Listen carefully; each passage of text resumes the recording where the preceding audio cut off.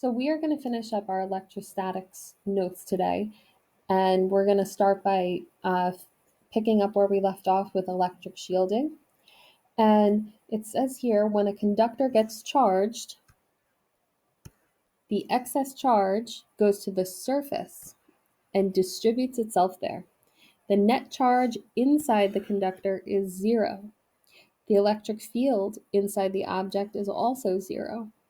This is why sensitive electronic components are encased in metal, so they make sure any excess charge stays on the outer surface of the container and does not affect the components inside.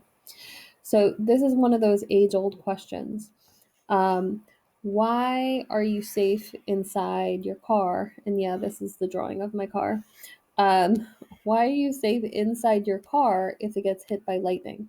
And most people think it's because of the rubber tires. But the rubber tires aren't going to insulate you getting struck by lightning. It's really the metal shell of your car. And it has to do with the concept of electric shielding. When the charges build up on a metal object, they all stay on the outside, and the inside net charge is zero. So if lightning strikes your car is hopefully made of metal, okay? All of those charges build up on the outside, and you, the passenger inside, you're going to have a net charge of zero. So hopefully you stay safe and happy. I have kind of a cool video, a couple videos actually, on electric shielding. I'm going to post along with this video, and I think you should watch them because they're fun. And then maybe if we get back to school, I could show you the Van de Graaff generator, and we could demonstrate electric shielding with a metal cup and a styrofoam cup and see the difference between the two. Okay, so you could pause the video here, definitely watch the Top Gear video. That one's really cool. And then I have a couple other fun ones. Okay, so here's our last big thing that we have to go over in this packet, and it has to do with calculating electric potential difference, commonly known as voltage. This helps us start to understand how we develop a current when we get to current electricity in the next unit. Okay, so if we think about electric potential energy, okay, and let's say I wanted to move a test charge QT, which is a positive charge, from point A to point B in this electric field. Now you have to remember that if we have this large charge positive object here, it's going to create an electric field all around it. Okay, it's also going to create electric potential around it, and electric potential is what we call voltage. So if we move a test charge from point A to point B in this electric field, it's going to require work in order to do that. A force applied to this over a distance. And if I do this enough times, then I'm going to have a concentration of positive charges that are going to repel and go away from this charge. And then you have moving charges, which creates a current. Okay, so here we want to be able to calculate how much electric potential is created when we do a certain amount of work on charges moving between 2 points, right? So we could simply calculate this by using the work we do in moving the charge over the magnitude of the charge Q, and that gives us V. So this is electric potential difference, and we measure this in volts. Okay, W is always our work, measured in joules, spelled correctly, hopefully. Okay, and Q is the charge that we're moving. So this is just our charge, and in coulombs. Okay, so let's try a couple problems using electric potential difference. Okay, example number 8, it says, what is the electric potential difference? So we're looking for V between 2 points if 10 joules of work, so that's work, done, moving positive or negative, it doesn't matter, 4 coulombs of charge. So this is our charge Q. So we're simply going to put in our V equals W over Q. So that's going to be 10 joules divided by 4 coulombs. 10 divided by 4 is 2.5 volts. And we could use capital V to show voltage as well. Okay, so that's simple enough. And the problems are all very much like this.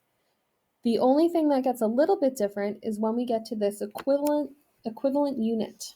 Okay, the electron volt. You see up here the electron volt.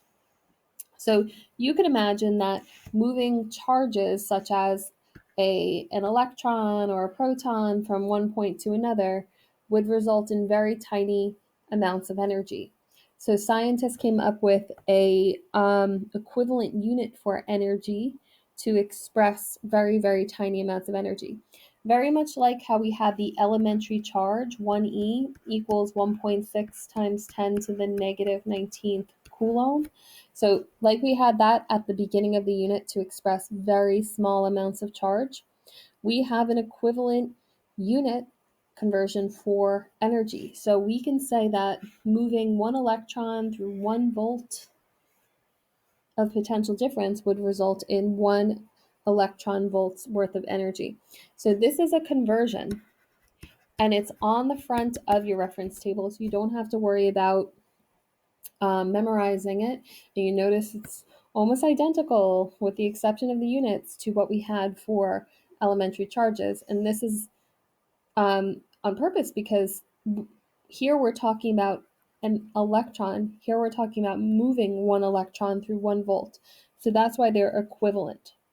So sometimes you'll have to convert between a couple numbers to see what the answer is in electron volts versus joules. But realize these are both ways to express energy. Okay, so let's do example number 9 together. It says, what is the work in electron volts? So they're specifying what we have to be in. Done by moving an electron, so that's our charge, between 2 points that have an electric potential difference or a voltage of 10 volts. So that's V.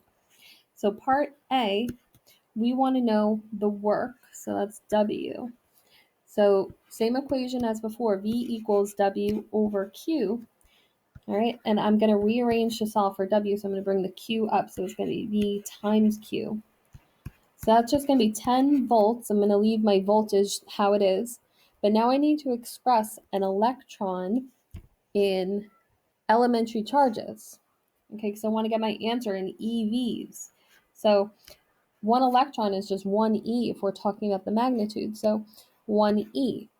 So when I multiply e times v, I'm going to get 10 eV, 10 electron volts to move 1 electron through 10 volts.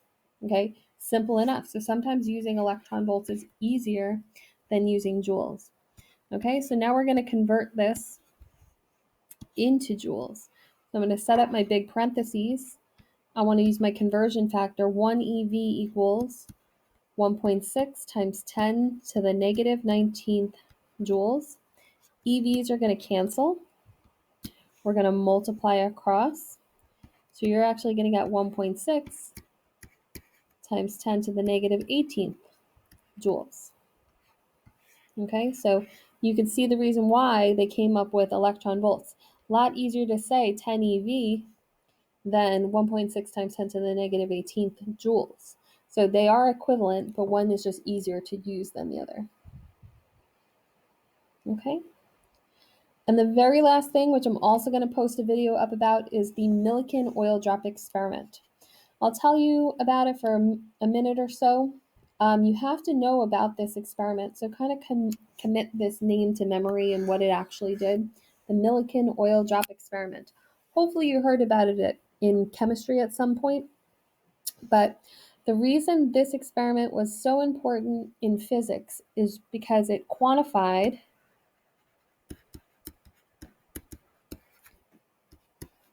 the charge on an electron or a proton.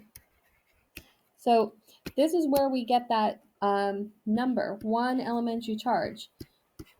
And they found that 1 elementary charge is equal to 1.6 times 10 to the negative 19th coulombs. Okay, so this is why the experiment was so important, because it gave us that number, and we understood that all the charges had to be whole numbers of elementary charges, or it had to be multiples of that 1.6 number. And if you go back to the first video, you'll remember what I'm talking about. Only those charges can exist in nature. Okay, so let me tell you about the experiment a little bit, and then you can watch the video that went along with it. So they had these oil droplets that they sprayed through an atomizer. And an atomizer is like kind of like a perfume sprayer, where if you look at perfume or cologne, it's a liquid, but when they spray it through an atomizer, it comes out in very fine dots, very fine mist, so you don't get big squirts of, perfume or cologne on you. So it's very fine spray. And so the oil droplets fell down, and as they fell down, they charged them up with X-rays. Okay. And looking over here, they have parallel plates, like a parallel plate capacitor. And if you look even at the notes over here, positive charge on top, negative charge on the bottom. If we think about an electric field between a positive and a negative plate, it goes away from positive towards negative. Okay, so we'd have the electric field, and then we have this electrically charged oil droplet inside of here, and it has a negative charge. So if you think about that, its negative charge would be attracted through electrostatic force of attraction up, and it would have a force of gravitation down. So they would modulate the voltage between these plates until the oil drop was suspended in midair. So it had no acceleration, it had no velocity. So you could say that the electrostatic force was in balance with the gravitational force.